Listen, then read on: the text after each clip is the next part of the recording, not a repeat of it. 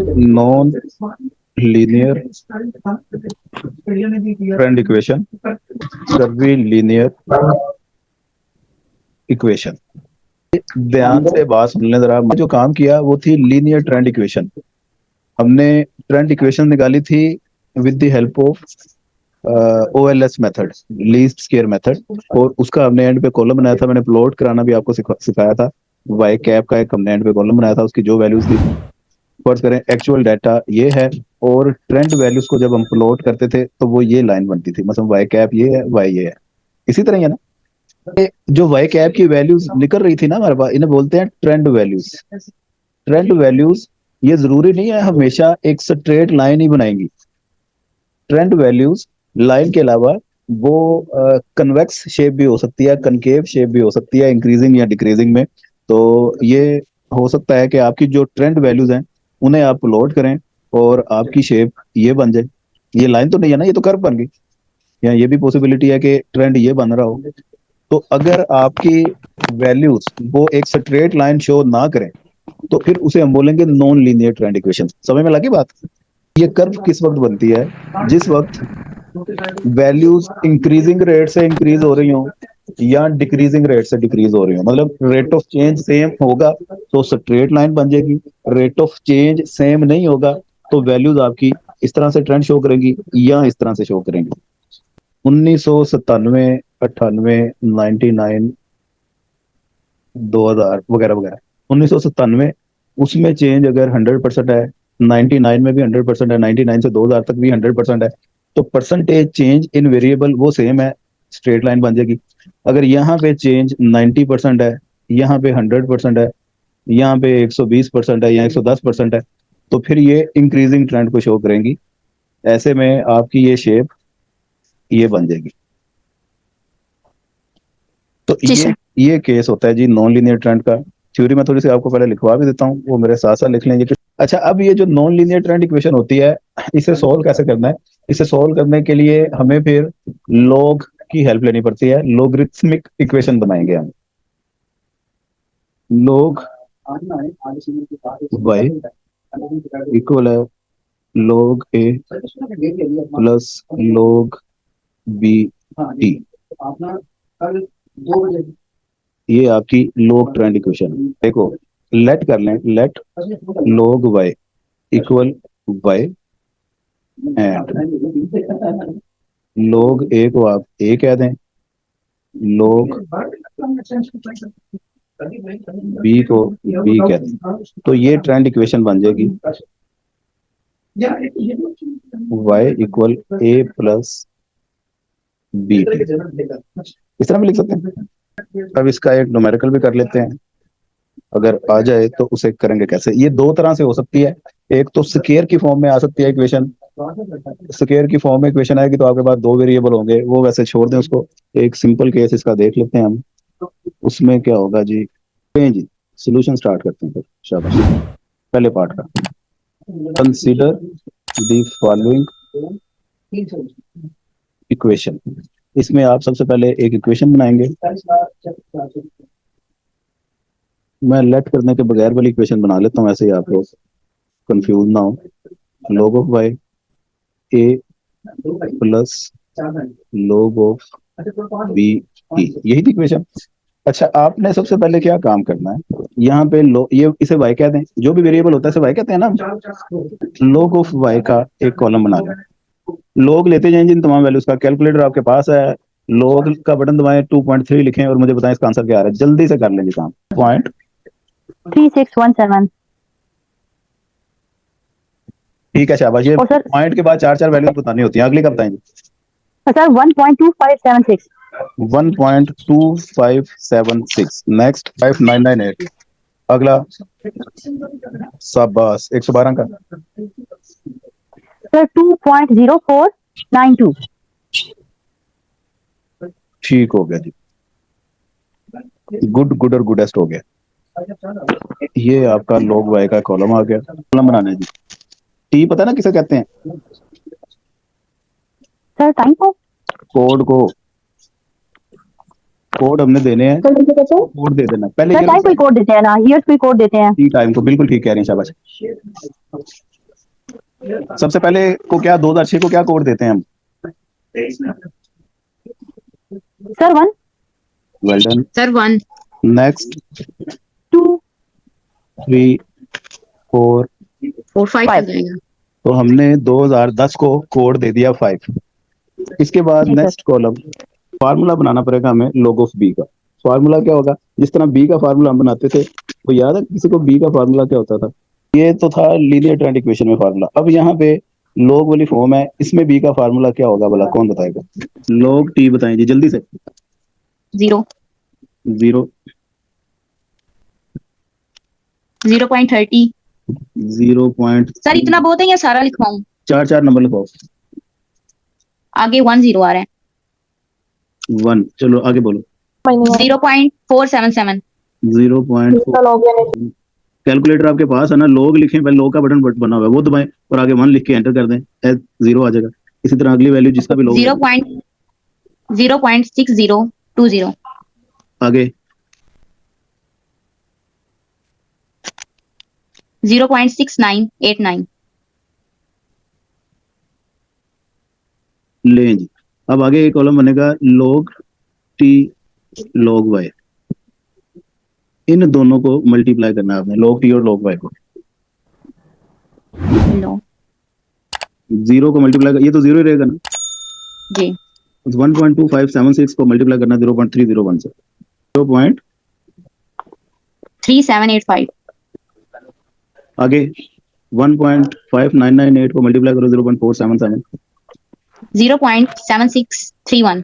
0.7631। आगे 1.9106 को मल्टीप्लाई करना 0.602 से। 1.15। आगे लास्ट इससे करें मल्टीप्लाई। log t का स्क्वायर, ये 0 का स्क्वायर भी 0 ही होता है। 0.301 का स्क्वायर लें। 0.090। 0.090। आगे 0.477 का स्क्वायर लें। 0.2275। 0.2275। इसका स्क्वायर लें। 0.0602। 0.3624। और इसका स्क्वायर लें। 0. लें जी, इन वैल्यूज को जमा कर लें, इन वैल्यूज को जमा करें, इन वैल्यूज को और इन वैल्यूज को, ये जहां जहां पे टिक लगाया वन सभी के समेशन निकालें। सर log y क्या है? 7.1789। 7.1789। 2.0789। जी। अगला column log t log y। Sir 3.72 आ रहा है। 1 सर यही आ रहा है, 3.7236 आ रहा है। जी। 3.7236। इन जी वैल्यूज सर। पुट करना शुरू करें। n है हमारे पास नंबर ऑफ वैल्यूज 1 2 3 4 5, तो 5 into summation log t log y। 3.7236 minus summation log t है हमारे पास 2.0789 into log y 7.1789 divided by 5 into summation log t square 1.1683 minus summation log t whole square 2.0789 का होल स्क्वायर। इसको solve करें जल्दी से और बता दें एक आंसर आना चाहिए था इसका। सर 2.4307। इसके बाद अब नेक्स्ट आपने log ऑफ a फाइंड करना है। ये इक्वल होगा जी log of y bar minus log of b b into t, log of t। log of t बार, यही फार्मूला होगा ना। log हर तरफ अब नजर आ रहे हैं हमें, तो log ऑफ a निकाल लें। log ऑफ y बार क्या निकाला है जी आपने? log ऑफ y बार 7.1789। ये आएगा 7.1789 डिवाइडेड बाय 5। Ji sir. ठीक है, तो ये किसके इक्वल आया? 1.43 57. अब इसी तरह log ऑफ टी बार ये भी बता दें क्या आया, ये आएगा 2.0789 over 5. Sir, 0.5578. 0.5578 58. लें जी, ये वैल्यूज इसमें पुट करें तो ये आपका आ जाएगा log of A 1.4357 minus 2.4307 into 0.5578. इसे सॉल्व करें जरा, मुझे बताएं क्या आंसर आया। 0.0798. लें जी, ये आपके पास log ऑफ ए भी निकल आया और log ऑफ बी भी निकल आया। नोट कर लें जल्दी से, मैं फिर मिटाने लगा। ये आपकी log ऑफ वाई अब एस्टिमेट हो गया, y cap 0.0789 plus 2.4307 into T.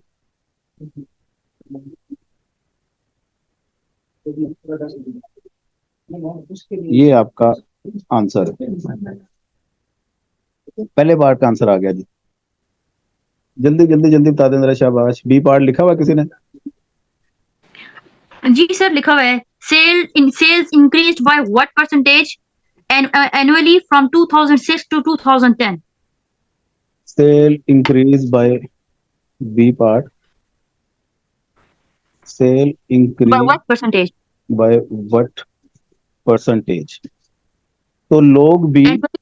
बस वो ठीक है। लोग बी का हमारे पास आंसर है 2.4307। आपने इसका एंटी लॉग ले लेना, ठीक है। बी इक्वल होता है एंटी लॉग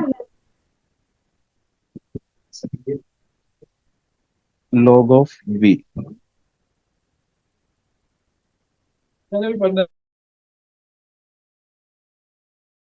सर ये एंटी लॉग शिफ्ट का बटन बटन दबाएंगे ना, पहले फिर लॉग दबाएंगे? जी, शिफ्ट दबा के आप लॉग का बटन दबाएं, फिर आप 2.4307। ये बताएं जरा क्या आंसर आया। 587. 587। तो ये बी का आंसर है। तो सेल इंक्रीज हो रही है 269.58%। तो वो कोड आपका आ जाएगा। ये इक्वेशन थी आपके पास 10, 5, 6, 7. सर 7 आ जाएगा। 0.0789 प्लस 2.4307। टी की जगह पे क्या पुट करेंगे जी? सर 12. हाँ जी, ये 12 तो हमने लोग टी लिए हुए ना, 1 2 3 जी सर। 4 5। सर 7 आ जाएगा। जी 7 आएगा, वो तो 2012 का कोड, जी सर। वो तो 7 होगा, लेकिन इसमें हमने log ऑफ 7 पुट करना है। सर मैं बताती हूँ। सर 0.8450. Plus 2.4307 into 0. 8450. अब इसे सबको सोल्व कर लें। 30. 2.1330। अब लास्ट काम हमें y चाहिए, तो उसके लिए फिर आप एंटी लॉग ले लें। y इक्वल है एंटी लॉग ऑफ 2.1330। तो ये आपका प्रोजेक्टेड सेल बता देगा।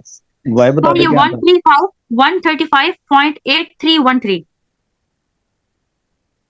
लें जी, ये प्रोजेक्टेड सेल आ गई। ये जिसको समय लगे या नहीं लगे, वो इतने परेशान होने की बात नहीं है। नॉन लीनियर ट्रेंड इक्वेशन पे वो नोट पूछ लेता होता है, उसका मकसद आपको पता होना चाहिए। वो थ्योरी में थोड़ी सी बातें लिख के आपने बता देनी है, ये न्यूमेरिकल नहीं आएगा आपको, ठीक है। इतना इंपॉर्टेंट नहीं है। तो ये एक आधी दफा ही आया हुआ है, तो ये इतना ज्यादा नहीं पूछता। तो आप इतनी इसकी जी सर। टेंशन ना लें। जो कल आपको ट्रेंड इक्वेशन करवाई है ना, वो आपको आनी चाहिए।